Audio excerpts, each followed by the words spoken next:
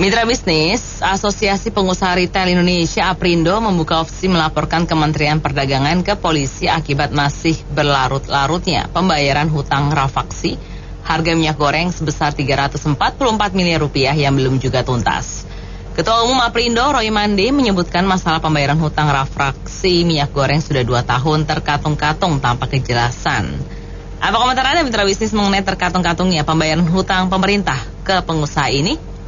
Silakan komentar Anda, kami tunggu di 633-9160 atau WhatsApp call di 0816-924-924. Jadi saya merasa ini kebijakannya waktu itu yang mengeluarkan itu siapa, terus kemudian tidak ada yang bertanggung jawab. Ini juga terjadi pada kebijakan mungkin motor listrik juga ya, karena saya melihat di pasaran ini susah sekali dapatnya juga. Mungkin mereka pada takut nanti subsidinya juga tidak dibayarkan. Dan nanti di properti juga akan ada bebas PPN, sampai sekarang juga SK-nya belum. Jadi di pemerintahan ini memang harusnya ketika yang membuat kebijakan itu sudah menyiapkan anggarannya. Dan daripada dikorupsi lebih baik dikembalikan ke rakyat. Dan waktu itu memang harga minyak goreng kan melambung tinggi. Terus kemudian pemerintah membuat kebijakan yang sangat bagus, tapi sayangnya realisasinya mengalah perusahaan produsen yang dirugikan dan tidak bisa mendapatkan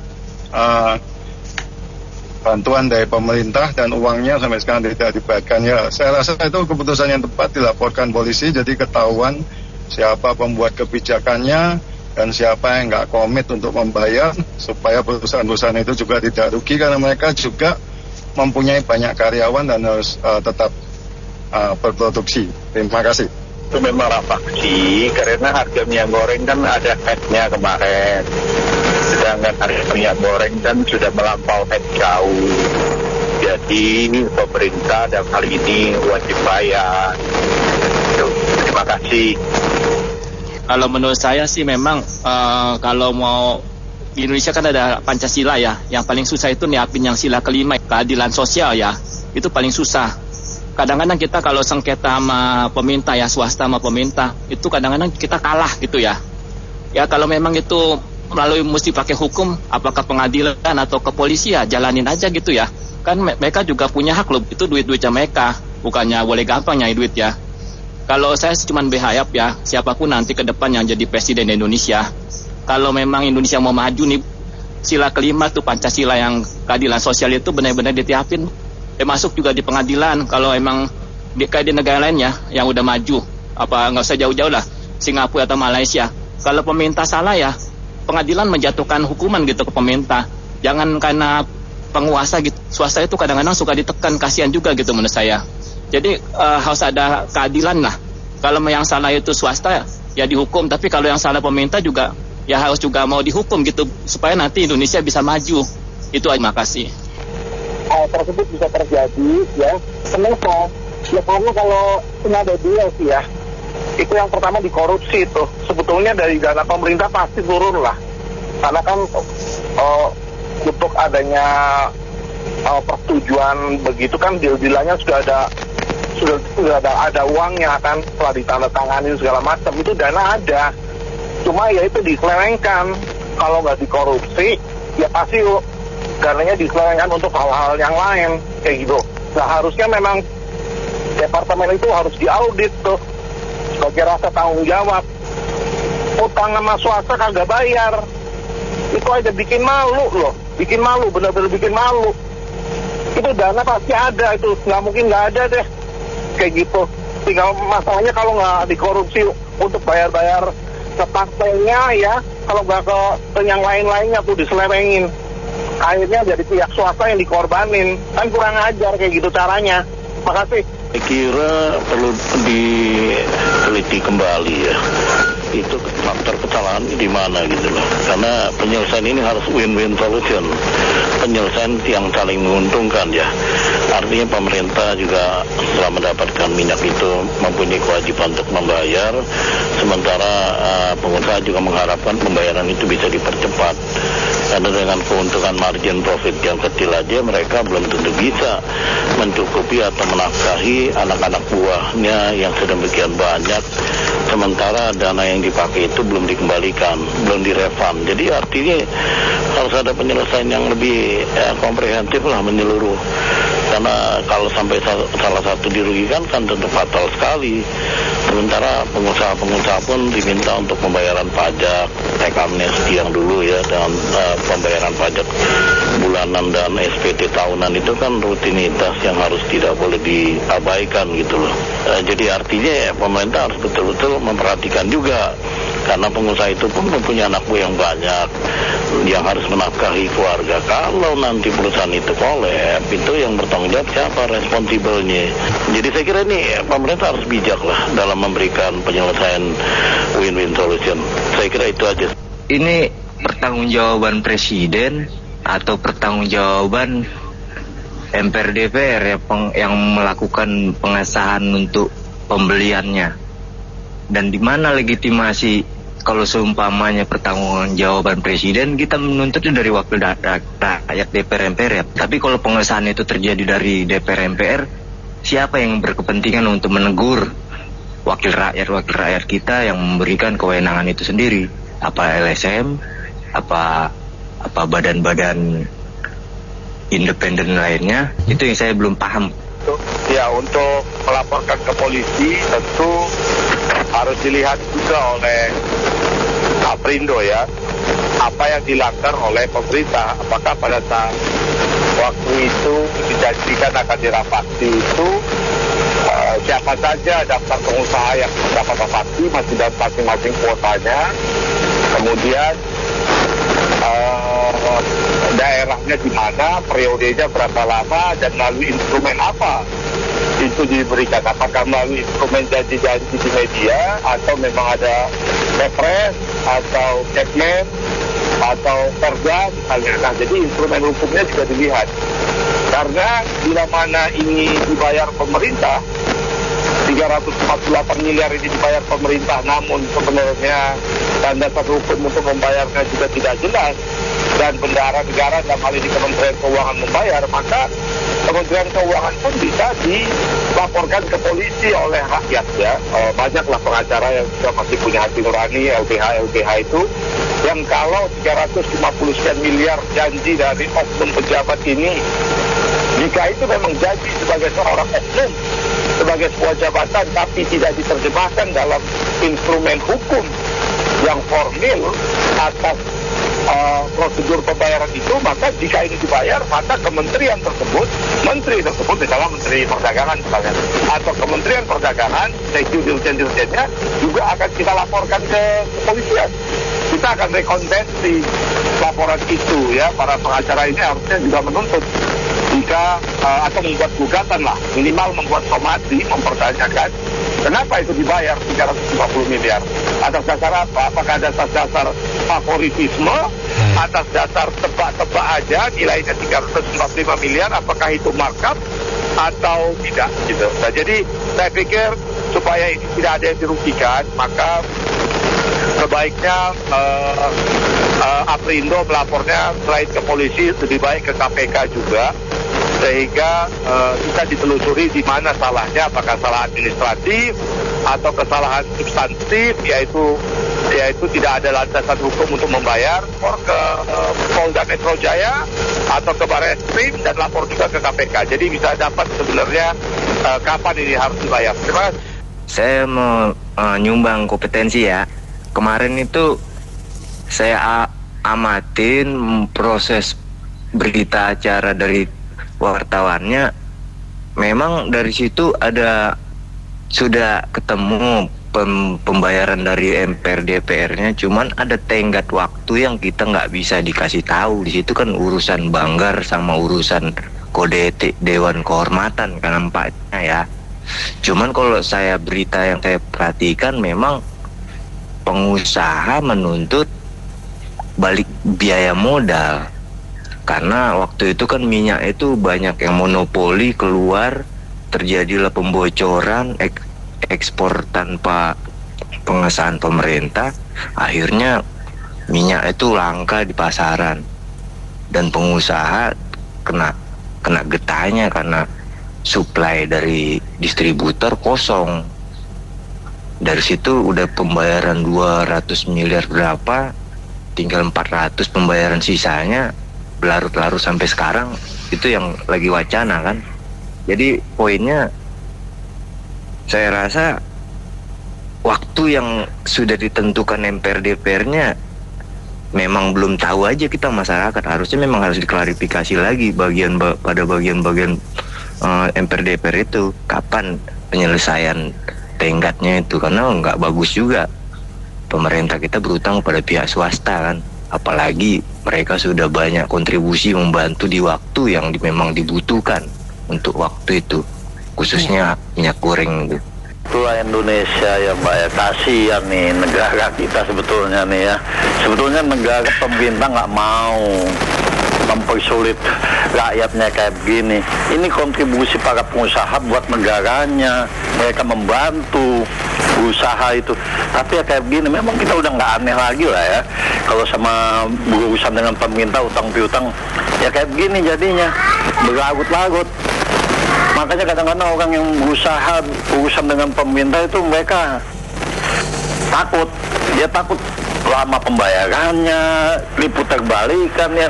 Sebetulnya negara ini membayar mau, tapi oknum-oknumnya ini, pemain-pemainnya ini yang bahaya. Jadi rakyat itu takut berhubungan dengan negara pemerintah itu untuk usaha-usaha karena pembayarannya.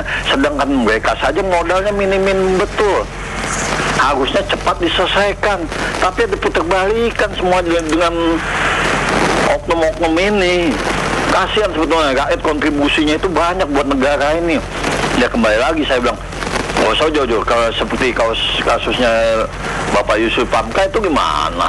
Nah kayak begitulah. Yang itu yang besar-besar. Kasihan yang pengusaha kecil ini begitu juga. Jadi saya gimana ya, lucu saja, nggak aneh lah gitu-gitu kayak gitu-gitu, kita nggak aneh lah, kita baru terkuak sedikit-sedikit.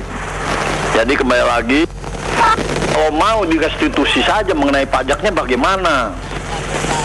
Ya kan, restitusi saja. Kalau kapan mau diselesaikan utangnya itu negara ini? Kembali lagi, kita sebenarnya pemerintah ini baik sebenarnya, tapi cuman oknum-oknumnya ini, pemain-pemainnya ini yang bahaya. Begitu saja, makasih. Assalamualaikum. Sebetulnya presiden kita sudah mengarahkan dilarang korupsi bagi bawahannya, dilarang pungli, tapi tetap aja oknumnya banyak yang masih pungli, yang masih korupsi. Ini jadi arahan atau perintah yang di atas, yang paling atas Pak Presiden Jokowi kita tidak dituruti oknum-oknum di bawahnya. Akibatnya gitu, yang dirugikan siapa? Ya kita yang masyarakat, rata-rata kan seperti itu. Pelaku usaha kecil kayak, menengah kayak, besar kayak, ada aja yang dirugikan. Apalagi yang pengusaha kecil ya, usaha kecil. Nah, inilah di negara kita. Presidennya udah benar mengarahkannya, rata-rata kan seperti itu.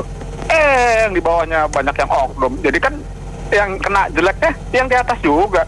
Kemungkinan seperti itu. Terima kasih. Ya, saya merasa gimana ya kalau soal kayak yang undang-undang pemilu ini pada cepat gitu loh bergeraknya, DPR juga. Tapi kalau ini udah 2 tahun atau berapa tuh, kayaknya nggak diurus-urus gitu loh. Maksud saya menterinya juga ini juga kan jago di hukum juga, tapi nggak diselesaikan gitu loh. Jadi ada yang diselesaikan, ada yang enggak. Kenapa nih jadi berlarut-larut gitu? Mendingan dipolisikan saja. Oke. Ya, ini salah satu contoh yang nggak benar juga ya, contoh buruk dari pemerintah itu dari masa ke masa. Ini dari pengusaha lokal aja dipersulit seperti ini ya. Bagaimana nanti investor asing mau percaya, mau masuk, terutama untuk invest di IKN gitu ya. Kalau cuma dijanji-janjiin tapi ujungnya cuman janji-janji aja, nggak ada realisasinya. Kayak seperti ini kan pengusaha lokal juga kasihan ya, udah dijanjikan akan diganti tapi dipersulit. Mereka juga kan perlu muter uangnya lagi. Dan ini belum sampai ke tingkat hukum nih. Ya, kalau yang kemarin yang Yusuf Hamka segala kan itu udah sampai berkekuatan hukum tetap.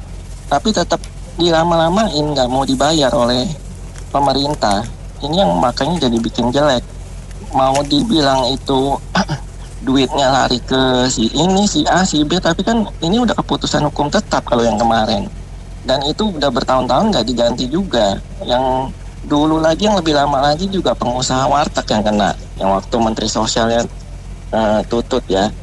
Itu dijanjikan akan diganti, tapi ya karena pengusaha warteg dilama-lamain akhirnya ya pasrah. Kalau ini pengusaha sih memang saya sarankan untuk dilanjutin aja proses hukumnya. Dari saya itu aja, terima kasih. Ya, ini sih memalukan sekali. Waduh, utang nggak mau bayar, gimana itu pemerintah?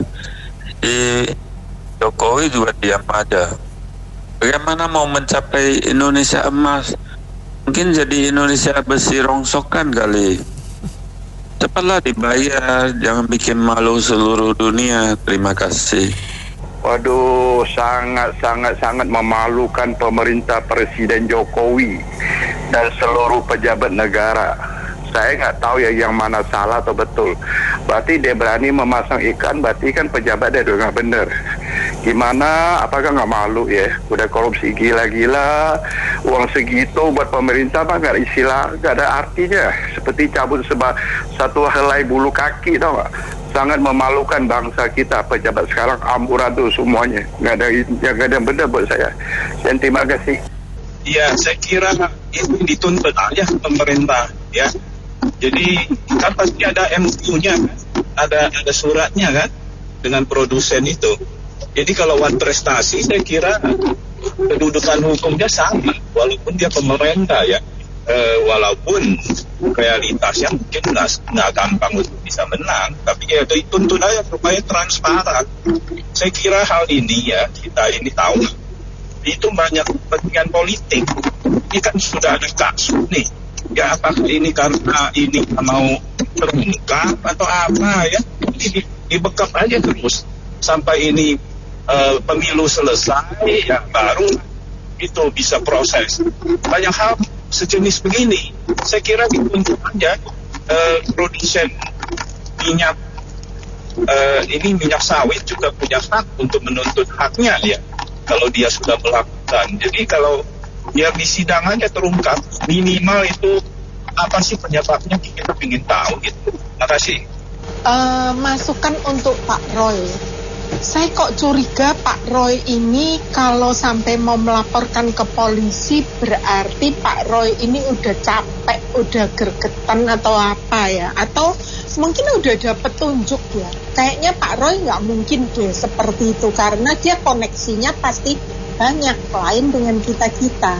Sebenarnya Bu Sri Mulyani itu orangnya straightforward and then disiplin.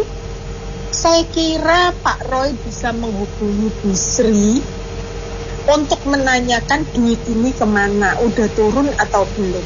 Kenapa saya katakan seperti itu? Karena yang lalu dari Menteri Perdagangan itu ada speech keluar mengatakan bahwa masih diurus, masih diaudit, bla bla bla, ya nggak tahu ini ya, politisi tahulah gitu ya. Jadi menurut saya ini ada yang sudah tidak beres. Daripada polisi disangkut-sangkutin, saya kira lebih baik Pak Roy itu hubungin Bu Sri Mulyani. Bu Sri Mulyani itu orangnya AABB kok. Jadi lebih lebih muda gitu ya. Sebagai pengusaha itu biasanya kan nggak suka rame-rame gitu ya. Nah, yang butuh itu kan uangnya keluar, bukan urusan polisi. Nanti urusan polisi capek lagi. Belum lagi udah KPK-nya kayak gitu, terus polisinya lagi. Menurut saya sih seperti itu ya. Dan lagi pula tahulah namanya parpol, namanya politisi di Indonesia nih, ya udahlah kayak gitulah. Nanti kalau saya ngoceh nanti ada yang marah lagi sih. Sekarang ini ada nih legislatif di DPR RI di Komisi 9. Harusnya kementerian dipanggil sama anggota Dewan itu Komisi 9. Gimana pindahin mendudukan semuanya. Ini kan sebenarnya tentang negara. Tentang negara ini kan tidak lepas dari legislatif secara konstitusi. Meskipun itu bisnis to bisnis. Jadi 344 miliar itu kan sembarangan uang yang nantinya akan secara regulasi legislatif lah yang punya kewenangan. Jadi tidak mencemarkan nama baik perdagangan, Kementerian Perdagangan juga lah. Gitu ya. Terima kasih ya. Baik, terima kasih kembali Pak atas opininya. Mitra bisnis, kami cukupkan sampai di sini sesi Businessman Open untuk kali ini. Terima kasih Anda sudah bergabung. Saya Anita Wijaya.